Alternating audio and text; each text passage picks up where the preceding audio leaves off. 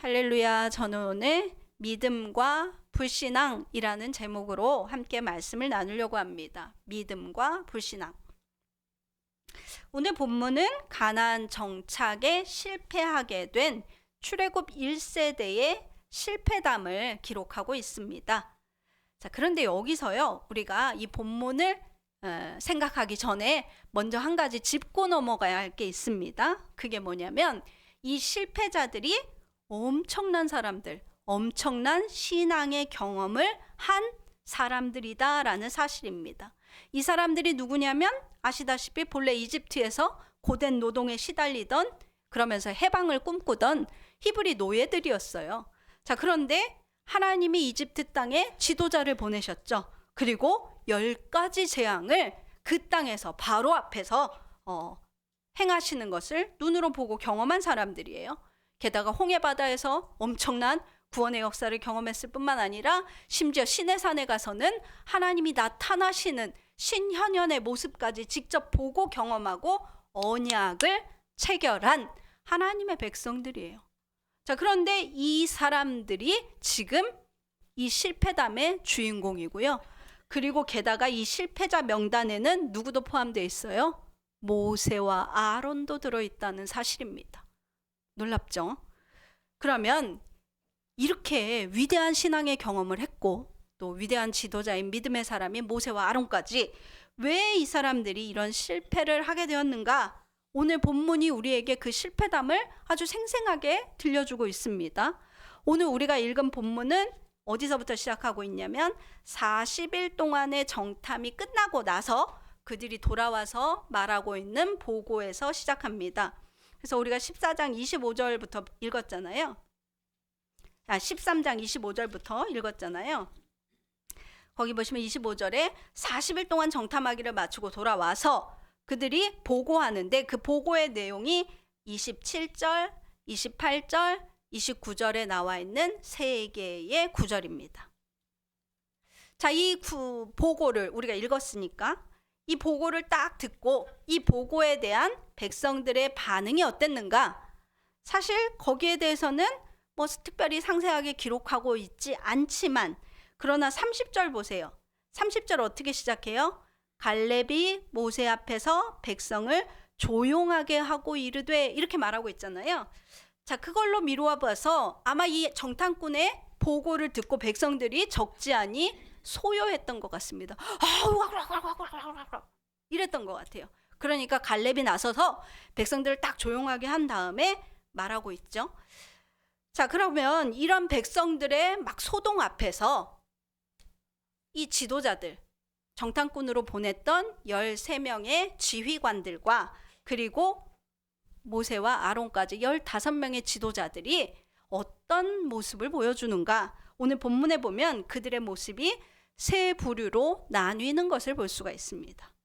첫 번째는 갈렙과 여호수아예요. 그래서 그들은 30절에 보시는 것처럼 뭐라고 얘기합니까?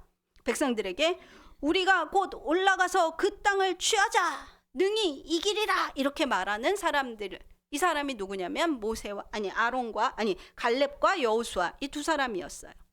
반면에 다른 사람들도 있죠. 정탐에 함께 갔던 그 외에 나머지 11명의 지휘관들은 32절 이하에 보는 것처럼 말합니다. 뭐라고 말하죠?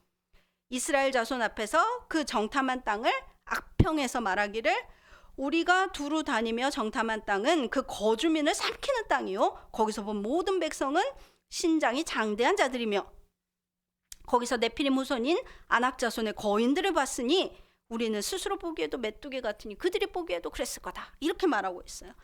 그래서 상당히 부정적인 평가를 하고 있죠. 그리고 마지막 세 번째 부류가 있어요.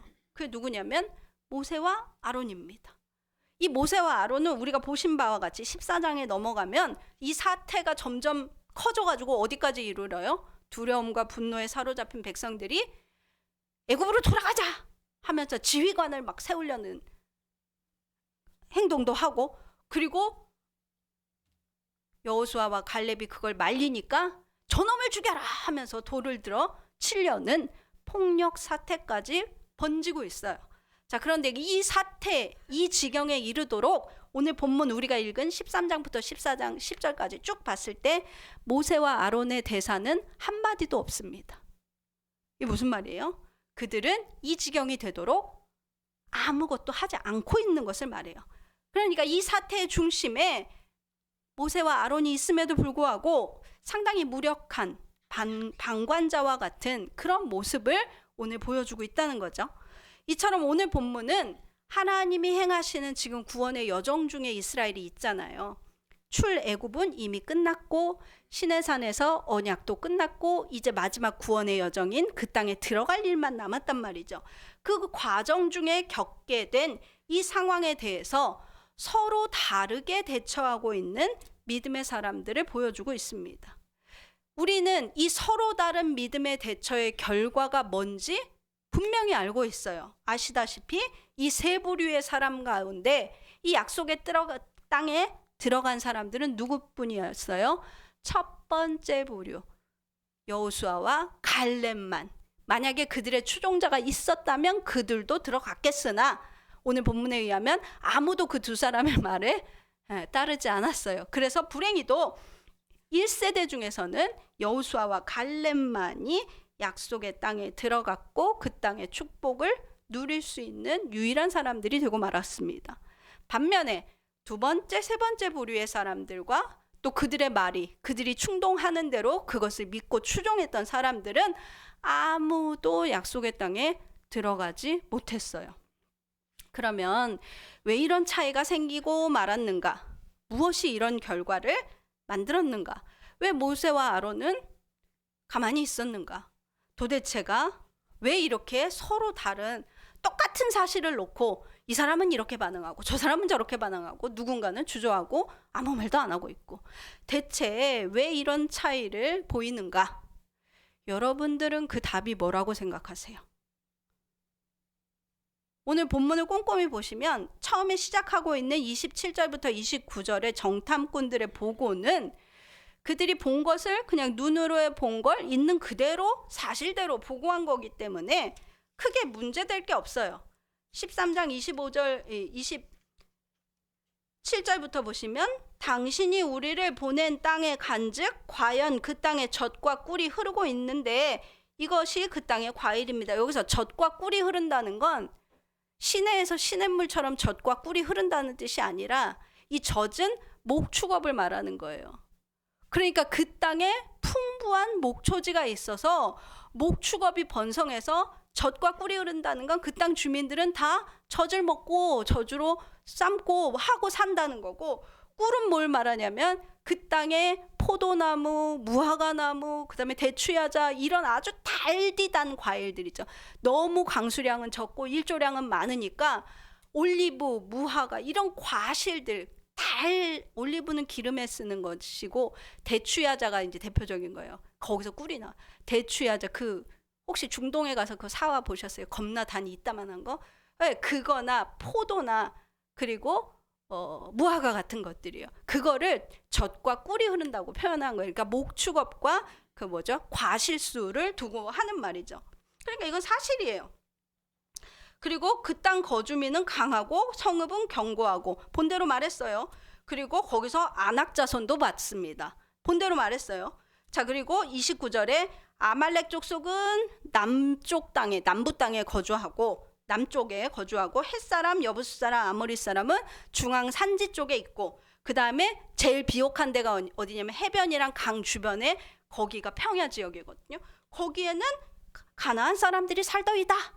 제대로 잘 보고 왔어요. 그러니까 여기까지는 사실을 보고한 것이기 때문에 크게 문제될 게 없습니다. 그들의 보고는 다 사실이에요. 자, 문제는 뭐예요? 그 사실에 대한 평가죠. 평가. 오늘 정탐꾼들은 그 본 것을 있는 그대로 말했지만 그 사실에 대한 평가는 누구의 몫이에요? 듣는 사람의 몫이에요. 자, 이들의 이 보고를 어떻게 받아들이고 평가하느냐가 다르다는 거죠. 그러면 이 그들이 보고한 이 사실을 듣고 어떻게 느끼고 어떻게 평가하느냐는 개개인의 무엇에 달렸어요? 개개인의 믿음에 달렸습니다. 뭐에 달렸다고요? 개개인의 믿음에 달려 있어요. 오늘 그 땅에 가본 적이 없는 이 많은 백성들이 이 보고를 듣자마자 성급하게 동요하고 지혜 없이 막 행동했어요. 확 소송 되면서 어떻게 막 큰일 났어? 부정적으로 생각할 수도 있어요.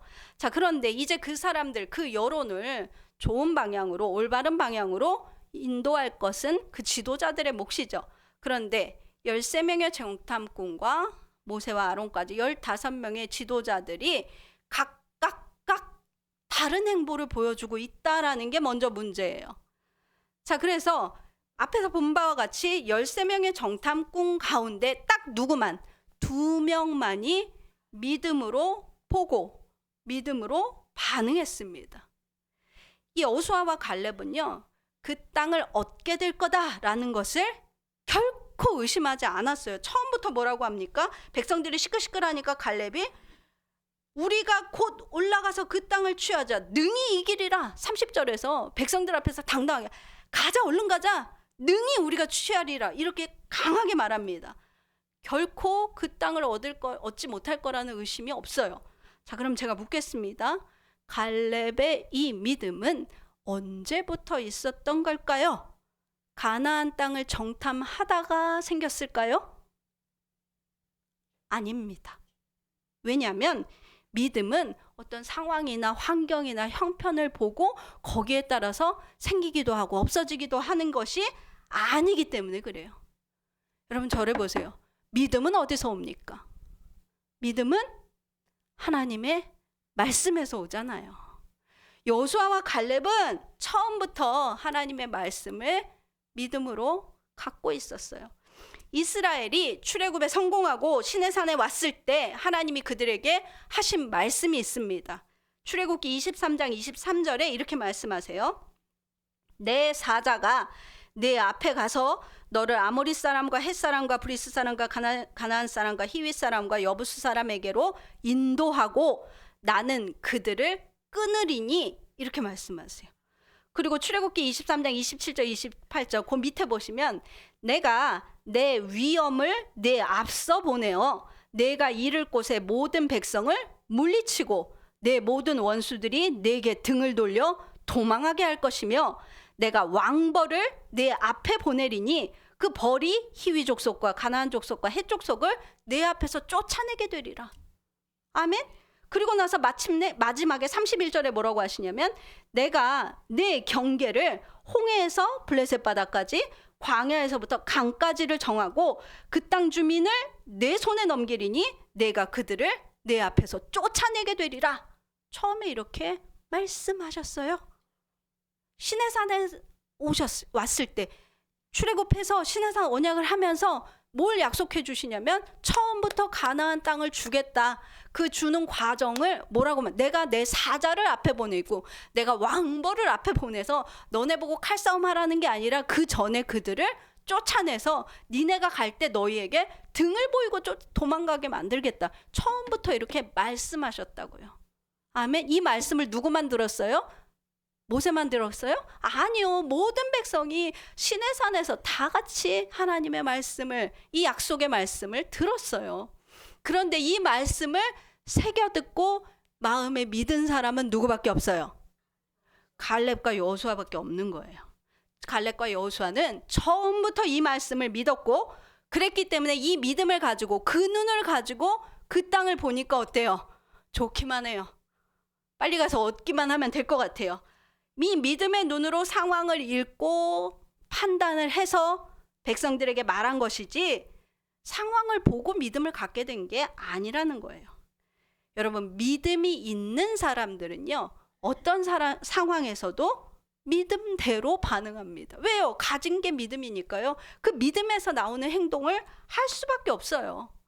그러니까 오늘 갈렙과 여호수아는 처음에 백성들이 막 부정적인 반응, 딱 보고가 끝났을 때 막 부정적인 반응을 보였을 때도 30절에 나서서 아니라 빨리 가서 우리가 취하자 이렇게 말할 수 있었고 그들을 제재할 수 있었고 또 더 나가서 막 두려움에 휩싸인 백성들이 막 어리석은 행동을 하려고 그러잖아요. 막 지휘관을 세워서 애굽으로 돌아가자 이럴 때도 6절에 보시는 바와 같이 14장 6절에 보시는 바와 같이 그 땅을 정탐한 자 중 눈의 아들 여호수아와 여분네 아들 갈렙이 자기들의 옷을 찢고 백성들의 회중에게 말하여 이르기를 우리가 두루 다니며 정탐한 땅은 심히 아름다운 땅이라 여호와께서 우리를 기뻐하시면 우리를 그 땅에 인도하여 드리실 것이다. 이렇게 설득하고 있어요.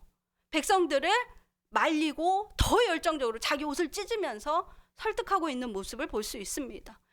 결국 믿음을 가진 사람들의 눈에는 뭐 보이는 환경에 막 흔들리거나 혹은 사람들의 반대나 불신앙에 흔들리지가 않아요. 그게 믿음이에요. 믿음을 가진 사람들은 어떤 상황이든 어떤 형편이든 누구의 반대든 그냥 믿음대로 말하고 행동합니다. 이것이 믿음의 본질이기 때문에 그래요. 반면에 믿음이 없는 사람들은 어때요? 놀랍게도 믿음이 없는 사람들이 늘 하는 말이 있어요. 증거를 갖고 와라. 그러나 믿음이 없는 사람들은요, 그 어떤 증거를 가지고 와도 믿지 않습니다. 불신앙은 상황의 문제나 형편의 문제나 증거의 문제가 아니기 때문에 그렇습니다. 불신앙은요, 그냥 마음의 태도예요. 마음의 태도. 믿음이 없는 사람들은 늘 증거를 요구했어요. 유대인 지도자들을 생각해 보세요. 대제사장이나 바리새인들이나 서기관이나 이런 사람들이 항상 예수님께 뭐라고 해요? 하나님의 아들이거든 하늘로부터 내려오는 표적을 보여라. 이렇게 말했어요. 마태복음 16장 1절 바리새인과 사두개인들이 와서 예수를 시험하여 하늘로부터 오는 표적 보이기를 청하였다. 이렇게 말하고 있어요. 자, 그런데 표적이 없었나요? 무리를 걸으시고 죽은 자를 살리시고 여러 오병이어의 기적을 보이시고 귀신을 내쫓고 눈먼 자를 보게 하고 저는 자를 걷게 하셨잖아요. 심지어 죽은 사람도 막 살려냈어요. 자, 그런데 요한복음 12장 37절 뭐라고 말합니까? 이렇게 많은 표적을 그들 앞에서 행하셨으나 그를 믿지 아니하니 이렇게 말해요. 어떤 표적을 보여줘도 똑같은 말만 해요. 하늘에서부터 오는 증거를 보여라. 그러면서 바알세불을 힘입었대는 둥, 귀신의 왕을 힘입었대는 둥, 그런 말을 합니다. 여러분, 이처럼 불신앙이라는 것은 증거의 문제가 아니에요. 이것은 그냥 불순종과 탐욕에서 오는 마음의 태도이지 사실 확인 차원에서 오는 지식의 차원의 것이 아니기 때문입니다. 때문에 여러분, 오늘날에도 마찬가지예요. 이 불순종하는 사람들, 어리석은 사람들, 이 완고한 사람들은요, 온갖 음모론을 주장합니다. 오늘날 현대에도. 심지어 과학적으로 이미 증명이 가능하고 확인된 사실도 믿지 않는 사람들, 믿지 않고 막 음모론을 주장하는 사람들이 엄청 많아요. 그 중에 하나, 그 대표적인 것 중에 하나가 뭐냐면요, 지구가 평평하다고 주장하는 사람들이 꽤 많이 있습니다. 여러분 들어보셨어요? 지구 평편설? 지구가 사실은 평평하다라고 믿고 있고 그렇게 주장하는 사람들이 있어요. 자, 이 사람들에게 과학자들이 진짜 초등학교 수준의 그 과학 설명을 가지고 정말 쉽게 설명을 해줘도 이 사람들 뭐라고 하냐면 내 상식으로는 이해가 안 된다. 그리고 못 믿겠다. 그리고 뭘 보여주면 조작이다. 이 세 말만 해요. 이해가 안 된다. 못 믿겠다. 조작이다. 이걸 계속 반복합니다. 어떤 증거를 가지고 와도 가짜다, 조작이다 이렇게 말해요. 하지만 모든 걸 가짜라고 주장하는 이 평면론자들도 딱 한 가지 부인할 수 없는 문제가, 증거가 하나 있는데 그게 뭐냐면 남극에 24시간 동안에 해가 지지 않고 떠 있는 백야 현상이에요. 요거는 지구가 동그래야만 해결되는 문제거든요. 지구가 평평하면 이건 도무지 답이 없어요. 근데 이게 지구가 둥글다고 하면 그건 당연한 거거든요. 지구가 둥그니까 남극에서는 계속 24시간 해가 있는 거예요. 그래서 지구 평면설을 주장하는 사람들이 제일 골친 게 남극의 백야 현상인데 그 사람들은 이거에 대해서 뭐라고 하는 줄 아세요? 남극의 백야 현상은 조작된 거다. 가짜다. 네가 남극 가봤냐? 이렇게 말한다는 거예요. 그리고 남극 가본 사람한테는 거짓말하고 있다. 이렇게 말하는 거예요. 그래서 아무리 사진과 영상을 들이밀어도 이 사람들이 계속 이렇게 우기니까 이 헛소리에 질린 어떤 사람이 제안을 하나 합니다. 다 같이 생중계를 해서 믿지 않는 사람들 다 같이 남극으로 가보자. 돈은 내가 다 되겠다. 제발 이 헛소리를 우리 이제 끝내자 하면서 덮어놓고 조작이라고 하지 말고 우리가 공개적으로 다 같이 남극에 가자. 그래서 공개 신청자를 받았어요. 그런데 이걸 편편설을 주장하는 유명한 사람들이 있는데 그 사람들은 다 빠지고 그 사람들을 추종하는 사람들이 남극에 따라갔어요. 남극에 따라가서 결과가 어떻게 됐을까요? 남극에 진짜 가보니까 진짜 당연히 백야 현상이 있는 거예요. 그래서 그 사람들이 보고 이건 실제다. 남극은 정말 해가 계속 떠 있다. 이렇게 말한 거예요. 근데 문제는 뭘까요? 그 편편설을 주장하던 사람들이 집에서 인터넷을 그걸 보고 뭐라고 하냐면 저 영상은 조작된 거다. 저 사람들은 원래 편편설을 믿지 않는 사람들인데 포섭당해서 저기 가서 저 사람들에게 연극하고 있는 거다. 이렇게 주장했다는 거예요. 결국 여러분 어때요? 오늘 본문에 나와 있는 이 두 번째 부류의 사람들처럼 처음부터 어때요? 그냥 처음부터 믿지 않았던 거예요. 처음부터 하나님의 말씀에 대한 믿음이 없으니까 습관대로 그냥 그 사실적인 정보를 듣자마자 습관대로 불평하고 원망으로 반응하는 겁니다. 믿음이 없는 사람은요, 모든 매사에 원망과 불평으로 반응합니다. 하나님을 원망해요. 뿐만 아니라 이 어리석은 지도자들이 어떻게 해요? 백성들이 막 조금 동요를 하기 시작하니까 거기에 기름을 붓습니다. 오늘 본문에 뭐라고 말합니까? 본문에 13장 보시면 13장 31절 보세요. 13장 31절. 그와 함께 올라갔던 사람들이 뭐라고 합니까?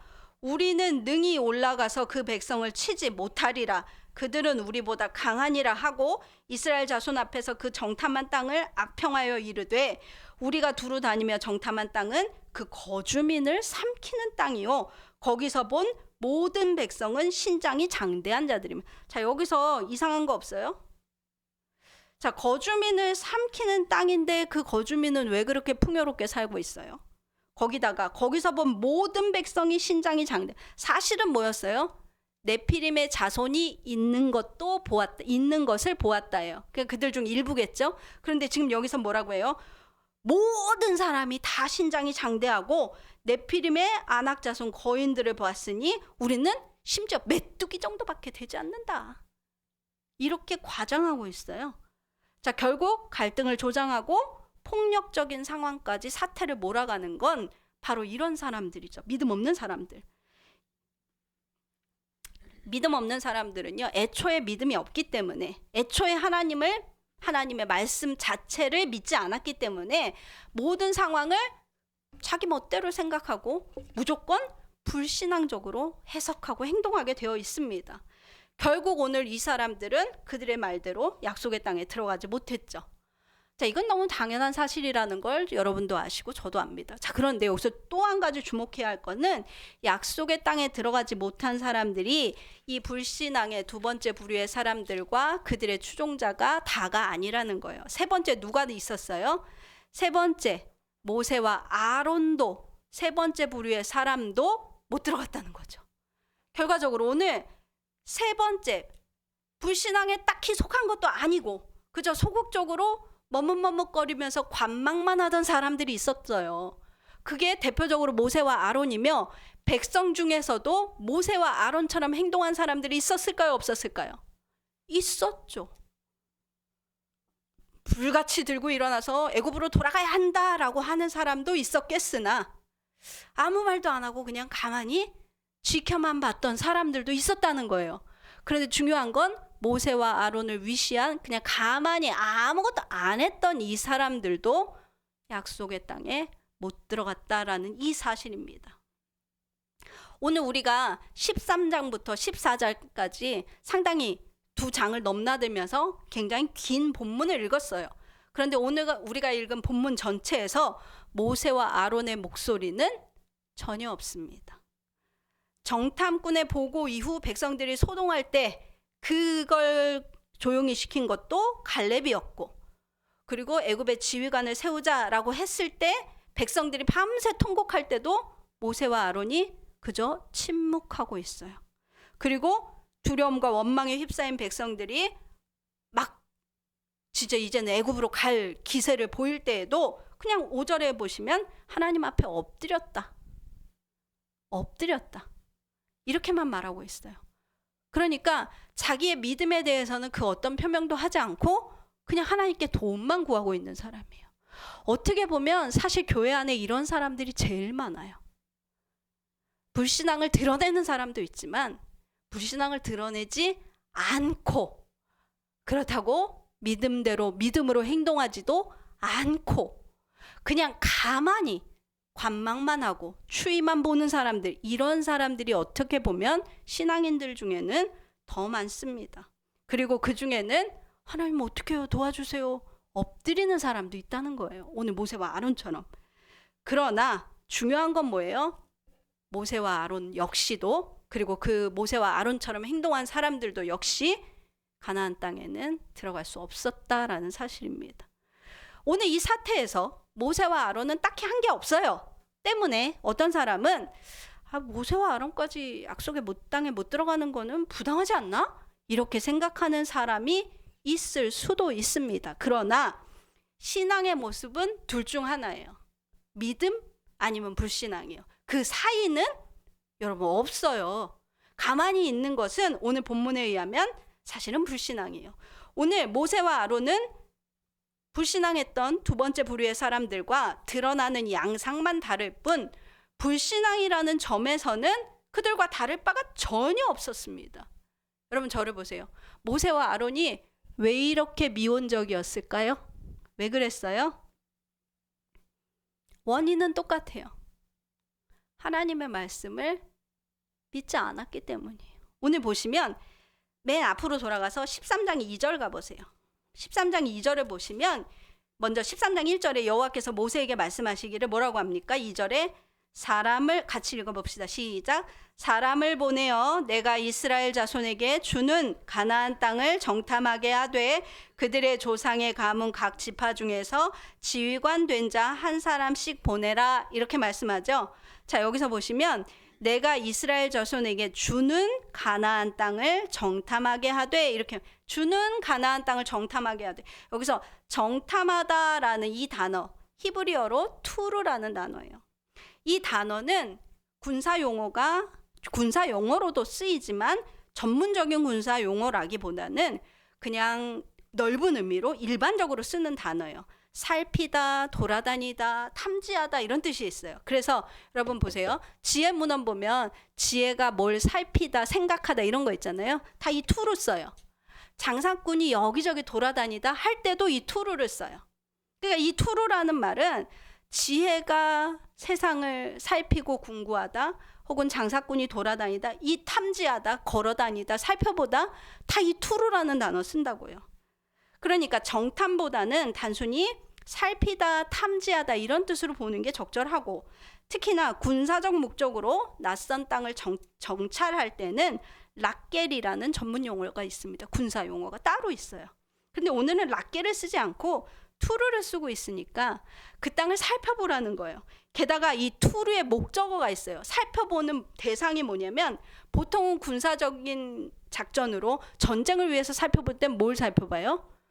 군대나 그 성이 얼마나 잘 방비됐는지 이걸 보잖아요. 그러니까 목적어가 항상 락겔의 목적어는 도성이나 사람이에요. 자, 그런데 오늘 투르의 목적어가 도성이나 사람이 아니라 뭐예요? 땅입니다. 땅. 하나님이 주시는 땅을 살펴보란 말이에요. 그러니까 하나님은 모세에게 오늘 뭘 말씀하시는 거냐면 이스라엘 백성의 지휘관들을 보내서 너희가 선물 받게 될 이 땅이 얼마나 좋은 땅인지 너희 눈으로 직접 보고 기뻐해라, 기대해라 이 뜻이에요. 자, 그런데 오늘 모세는 하나님의 이런 의도와는 달리 이 명령을 받고 13장 2절의 명령을 받고 17절에 뭐라고 말합니까? 17절부터 20절 13장 보시면 모세가 가나안 땅을 정탐하러 그들을 보내며 이르되 너희는 네겝길로 행해서 산지로 올라가서, 자 보세요 18절, 그 땅이 어떠한지 정탐하라 하면서 뭐라고 말입니까? 곧 그 땅 거민이 강한지 약한지 많은지 적은지 그 땅이 좋은지 나쁜지 사는 성읍이 진영인지 산성인지, 토지가 비옥한지 메마른지 나무가 있는지 없는지 가만 보시면요, 상당히 하나님의 의도는 뭐였어요? 그 땅이 얼마나 좋은지 보고 와, 이거였었는데 모세는 하나님의 의도와 달리 처음부터 군사적인 정탐을 겸하고 있는 애매한 태도를 보이고 있어요. 여기 보시면 그 땅 거민이 강한지 약한지, 많은지 적은지, 그 땅이 산성인지 진영인지, 이거는 군사적 정탐이에요. 반면에 땅이 좋은지 나쁜지, 토지가 비옥한지, 나무가 있는지, 이거는 하나님은 말씀하신 것 같이 그냥 땅을 살펴보는 행위예요.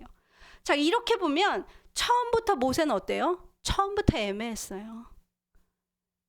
여러분, 이 애매함은 믿음이에요? 아니에요? 아닙니다. 하나님이 정탐을 명령한 것은 선물 받을 땅이 얼마나 복되고 아름다운지 너희 눈으로 확인하고 그리고 말씀에 기꺼이 순종해라라는 의미였는데, 오늘 모세는 이것을 정복이 가능한지 아닌지를 저울질하는 의미로 일부 받아들이고 있다라는 거예요. 그래서 이 하나님의 명령이 모세를 거쳐서 지휘관들에게 나갈 때는 마치 정복 가능성을 탐색해라라는 뉘앙스로 나가게 변질되게 된 거죠. 이건 명백하게 모세의 불신앙에 기인한 겁니다. 처음부터 모세가 이렇게 모호한 자세였기 때문에 모세와 아론은 정탐을 다녀와서 말하는 여호수아와 갈렙 두 사람과 나머지 11사람들이 서로 엇갈리는 진술을 할 때 이러지도 저러지도 못하고 소극적인 태도에, 그래서 그렇게 소극적이고 애매했던 거예요. 처음부터 명령할 때부터 군사적인 것도 보고 하나님 말씀도 보고 한 발씩 걸치고 있는 거예요. 믿음에도 하나 걸치고 있고 불신앙에도 하나 걸치고 있고. 여러분, 이런 사람 얼마나 많아요? 교회 안에, 우리 주변에, 때로는 저와 여러분도 이럴 때 얼마나 많습니까? 그런데 오늘 반드시 기억할 것이 뭐예요? 믿음이 없으면 결국은 다 이것도 불신앙이다, 이거예요. 원망불평하지 않았어도, 폭력 사태에 가담하지 않았어도, 그냥 가만히만 있었어도 믿음으로 행하지 않는 모든 것이 불신앙이고 죄라는 겁니다. 아멘 하세요. 아멘. 오늘 모세와 아론의 예가 그것을 우리에게 분명하게 말해줍니다. 결국 이집트에서의 구원과 또 시내산에서 언약에도 불구하고 이 두 번째, 세 번째 부류의 사람들은 전부 이 구원의 여정에서 도태되고 말았습니다. 약속의 땅은 밟아보지도 못했어요. 여러분, 이것은 오늘날 우리에게 매우 중대한 교훈을 시사하고 있습니다. 믿음이 없으면요, 결국에는 그 구원을 완성하지 못할 수도 있다는 거예요. 모세도 실패했잖아요. 우리도 구원받았고 우리도 하나님의 약속의 자녀, 언약의 자녀예요. 하지만 믿음이 없으면, 이 믿음을 지키지 못하면 결국은 하나님 나라에 못 들어간다라는 거예요. 여러분, 믿음이 어디 있어요? 하나님의 말씀에 있습니다. 여러분, 자기 자신의 믿음을 위해서 기도하십시오. 하나님, 내가 주의 말씀을 믿는 자가 되도록 나에게 위로부터 믿음을 부어 주십시오라고 기도하십시오. 여러분, 삶에서 만나는 문제들과 그 문제에 대해서 보이는 여러분과 저의 반응은 그 믿음의 발현일 뿐이지 그것 때문에 믿음이 자라거나 떨어지지 않습니다. 우리가 겪는 일상생활의 모든 일들, 시련, 축복, 우리의 성공이나 여러 가지 어려움이나 모든 것들은 그냥 우리의 믿음을 보여주는 그냥 재료들이에요. 우리의 믿음은 항상 똑같아요. 하나님 앞에 믿음이거나 불신앙이거나 둘 중 하나예요. 때때로 우리가 환난 때문에 내 불신앙이 발견되면 그때 어떻게 해요? 빨리 하나님 앞에 엎드려 회개하고 믿음을 구하시는 거예요. 하나님, 내가 믿음 없이 행동하고 있습니다. 내 믿음이 이렇게 약한 것을 지금 내가 보았습니다. 내가 나 스스로 믿음 있다고 생각했는데 나는 믿음이 없는 자였습니다. 하나님, 내게 믿음을 부으소서. 예수께서 승천하실 때에도 제자들의 믿음을 위해서 미리미리 기도하고 중보하고 가셨어요. 여러분, 믿음을 위해서, 서로의 믿음을 위해서, 자기 믿음을 위해서 끊임없이 기도하십시오. 우리 믿음은 되게 연약합니다. 우리가 환경 속에서 우리의 믿음의 실체를 볼 때 실망하지 마시고 더 굳건한 믿음을 위해 기도할 수 있기를. 그래서 2025년을 믿음을 완전하게 세워가는 그런 한 해가 될 수 있기를 주의 이름으로 부탁합니다. 아멘. 설교가 너무 길었네요. 짧게 기도하고 예배 마칠게요. 우리 주님 성화 한 번 부르시고 기도하겠습니다. 주여